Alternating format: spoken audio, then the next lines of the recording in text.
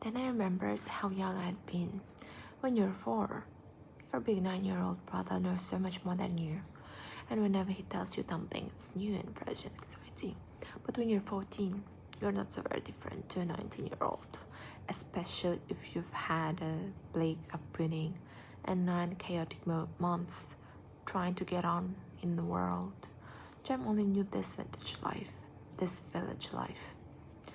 Don't you ever long to travel, Jem? To see a little bit of the world, I asked.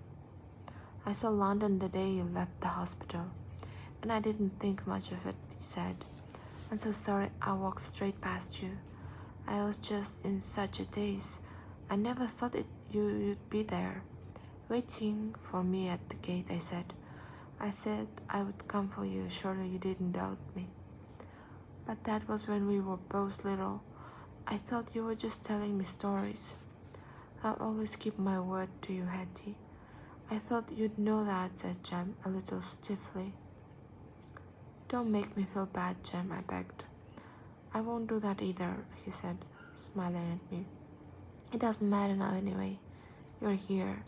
I wrote to you, and you came. It means the world to me. To me too, I said solemnly, though I felt a little awkward. There was something so sweetly sincere about Jem. I knew he truly meant every word he said. I'd often used words to make people like me or to get my own way. They'd flood out of my mouth in a colorful torrent, but I wasn't quite sure whether I was only acting for effect. Jem sometimes gazed at me with such intensity as we sat by the fire together in the evening. His brown eyes were so big, so shiny, so earnest. I was pleased that he looked at me like that, and yet I couldn't help thinking of Farmer Woodrow's docile cows with their moist eyes and strangely long lashes. I felt uncomfortable whenever our conversation petered out, though Jem didn't seem to mind. I suggested we read aloud to each other. You read to me, Hetty.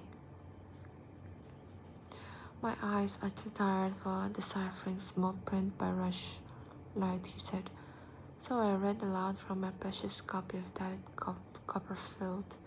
At first, Jem took a great interest and laughed and commented, but gradually he stopped talking and closed his eyes. Oh, Jem, wake up, I said. I'm not asleep. I'm simply resting my eyes. Go on, Hetty. It's a wonderful story, and